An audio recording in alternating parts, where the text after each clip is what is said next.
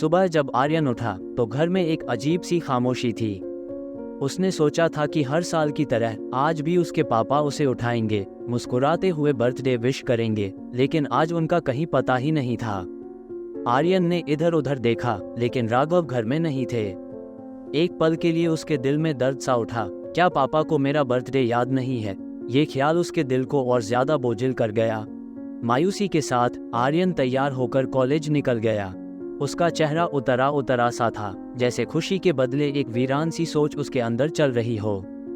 College पहुंचते ही उसके दोस्तों ने उसे बर्थडे विश किया, केक काटा, सबने मिलकर हंसते हंसते उसका बर्थडे सेलिब्रेट किया।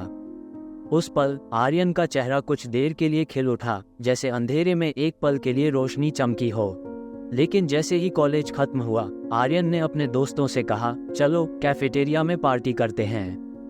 पर एक एक करके सबने कोई न कोई बहाना बना दिया। किसी को घर जल्दी जाना था, किसी का कोई काम निकल आया था। आर्यन ने मन ही मन सोचा, शायद उन्हें मेरे बर्थडे से कोई फर्क नहीं पड़ता। उसका दिल फिर से उदासी से भर गया और वो वहां से घर लौट आया। घर पहुंचकर जब आर्यन ने दरवाजा खोला तो एक पल के लिए वो बिल्कुल चौंक गया। सामने उसके सब दोस्त और राघव खड़े थे, जो उसका इंतजार कर रहे थे। हर तरफ बलून, लाइट्स और डेकोरेशन थी। एक अच्छी सी बर्थडे पार्टी आयोजित की गई थी।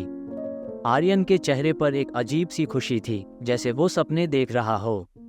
उसे अब समझ आ गया कि सुबह पापा ने क्यों विश नहीं किया था और क्यों दोस्तों ने कॉलेज में पार्टी के लिए मना कर दिया था।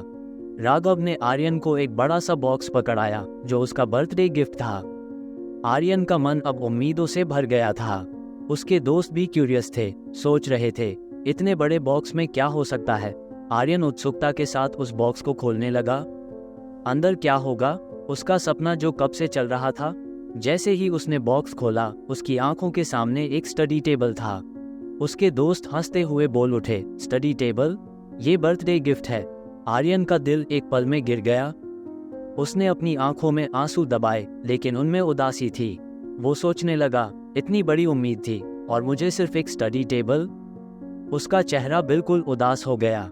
दोस्तों की हंसी के बीच आर्यन का मन टूटा हुआ महसूस हो रहा था, जैसे उसके सपनों की दुनिया बिखर गई हो। उस पल आर्यन को ऐसा लगा कि जो खुशी उसने देखी थी, वो बस एक पल का सपना था। राघव ने अपनी तरफ से अपने बेटे के लिए सब कुछ किया था, लेकिन आर्यन के लिए ये बस एक और पल था जिसमें उसने अपनी उम्मीद को दुखी होते देखा।